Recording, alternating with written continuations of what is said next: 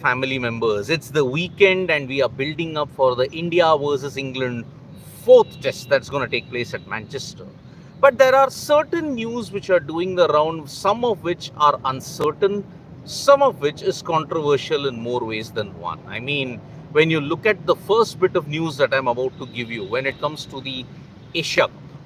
Now, Asia Cup is slated to be played around September and October. In that September period, August to September period, Asia Cup will be played. But there is a meeting that is going to be scheduled by the ACC in Dhaka. Mohsin Naqvi, who's the chair of the ACC at this point in time, he has decided to convey the meeting. But India have made it clear that they will not travel to Dhaka. India is not traveling to Dhaka for the ACC meeting. And according to the constitution, any decision without the proper representation of the members, any decision that is taken at the ACC meeting will be null and void. So basically, when you look at the Asia Cup, the limbo still remains. The diplomatic tensions are there between India and Bangladesh, but India and Pakistan, that tension also remains at this point in time. So looking at the current situation, August and September will be months of turmoil when you have to look at Indian cricket, looking at the back and forth situation between India and Pakistan, India and Bangladesh. Already, we did get some kind of report yesterday that perhaps the India-Sri Lanka series is not happening. Perhaps the India-Sri Lanka series that was expected to fill the void in August for India-Bangladesh, that is not happening. So that is why India might get a break of 1 month after this. What about the Asia Cup? Now, if Mohsin Naqvi insists and if the Pakistan cricket ego continues, mostly then the Asia Cup is scuppered, because any decision needs the total involvement of all the boards in there. So that is why this is going to be a big problem for the Asia Cup as well, because if there is not many members who are participating in the meeting, all the decisions taken there will be null and void. That is the current situation. So as far as two updates are concerned, Asia Cup 24th meeting, how that is going to go ahead, we don't know, because India flatly refused to travel to Dhaka for the meeting. Second, India-Sri Lanka might not happen. That is the thing that we are looking at this point. India-Sri Lanka series, the series that was expected to fill the void, might not happen because of logistical issues and because of commercial logistical issues. Maybe there is just no time to market the series as it was, and the decision to pull out came much later. You only have less than a month to fill the gap, and I think there will be no series that is there. So that is one thing.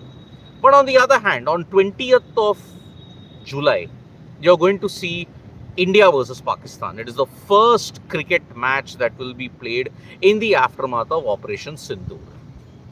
Now, all the legends who were tweeting against this thing, who were like saying, oh, nationalism, country first, cricket later, what's happened to that?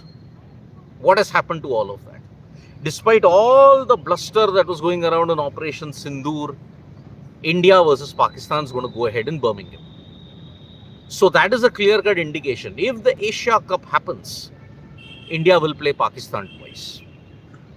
If the Women's World Cup match that is slated to happen, yes, it is definitely going to happen. That yes, India versus Pakistan in the Women's World Cup on September 5, that will happen. So if India versus Pakistan championship, Legends Championship match can happen in Birmingham, why not the Asia Cup? Why not the Women's World Cup? So nothing changes as far as sporting ties is concerned. Nothing changes. That is the cold, bitter truth that you have to see about India and Pakistan at this point in time. Because the Hockey Federation had to allow Pakistan to play in the Asian Championships because hockey is an Olympic sport. Now, if you don't allow a team to visit a particular country, you will get sanctions. And let me tell you, India is desperate to host the 2036 Olympics.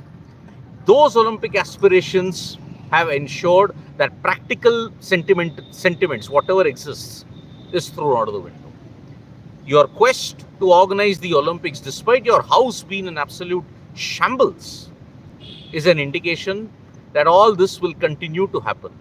India is stuck in a time warp. It is like the 90s. In the 90s, terrorism used to flourish. Bollywood and cricket would absolutely flourish side by side. Nothing has changed in 2025.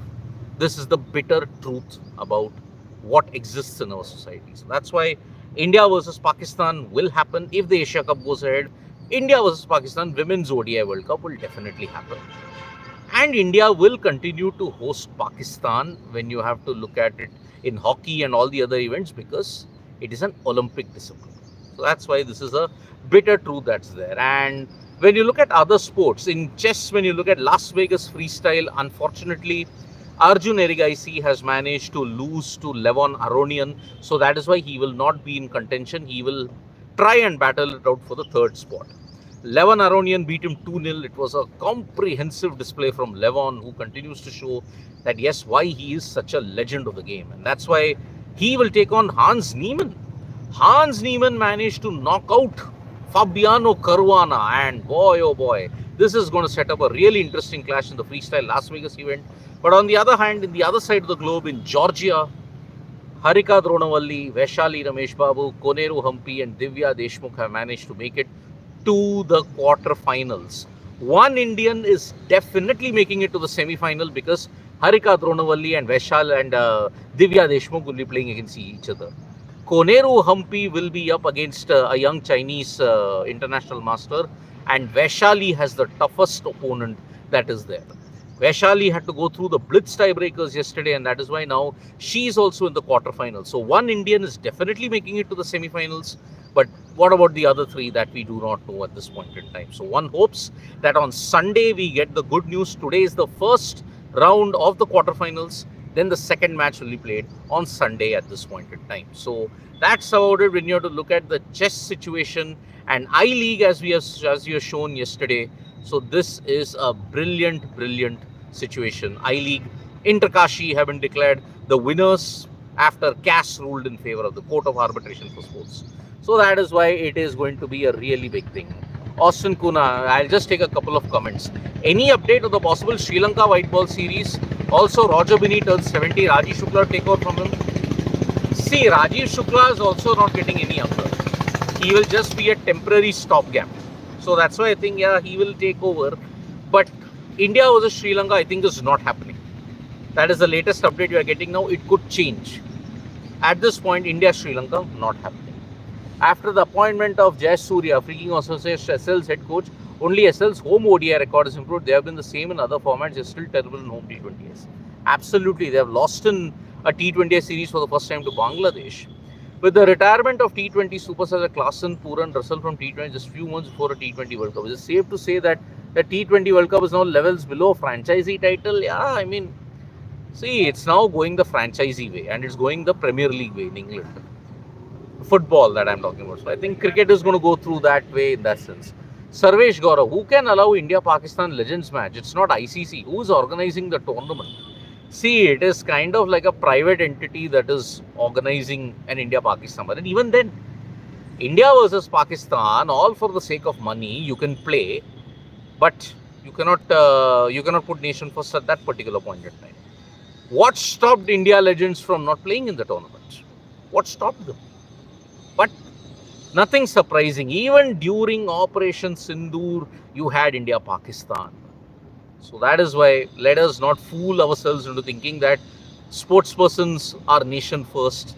When it comes to broader organizations, when it comes to money, all these things take a back seat. So that's how it is, a sad reality that is there. So thank you so much, folks, for joining us for this morning wrap. Subscribe to Sports Today for all the latest news and analysis. And Cool Pineapple is saying, Levon with black pieces was undefeatable. I'm rooting for him. Hans was irritating though. No, I think I like Hans. I mean, see, you have to understand what Hans Niemann has undergone. See, it is not easy for somebody to gang up. I mean, there were 3-4 major entities ganging up on Hans Niemann. Sure, he did admit, but then he also said, conveniently people forget that he never cheated after that. He was punished for that. But people will want to label a particular thing, like how we have in Bollywood. There was this one, Mera Baap Chor hai, so that is why my son will also be a chore. No, he admitted to it. So that is why all the hate that Hans Niemann is getting, I don't think it's worth it.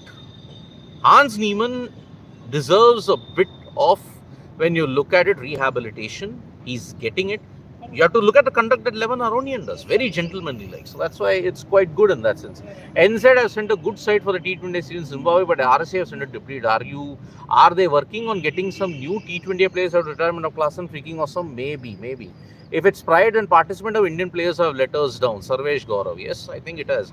Hans versus Levon is the best finale, and both defeated top players to reach here. Absolutely. It's going to be a fantastic one tomorrow when that happens. Hans' hate to Magnus losing was not fair. It is fair. Cool Pineapple, I'll tell you, it is fair. Because from where I stand and from what I have observed about this entire chess fiasco, I think Hans got unnecessary hate. It was led by Magnus Carlsen and chess.com, and Hikaru Nakamura and others ganged up on. So that is why, for the sake of the purity of the sport, one guy admits to it, he gets rehabilitated and comes back. But then you still hate him. It's the same situation with Muhammad Amir. You will still continue to hate him after having been 5 years out of the sport. Think about it. Think about it in that sense. And your pick for Hans versus Levon, good one. Levon, thorough gentleman, a true great. Hans will get more chances. So thank you so much, folks. Subscribe to Sports Today for all the latest news and analysis.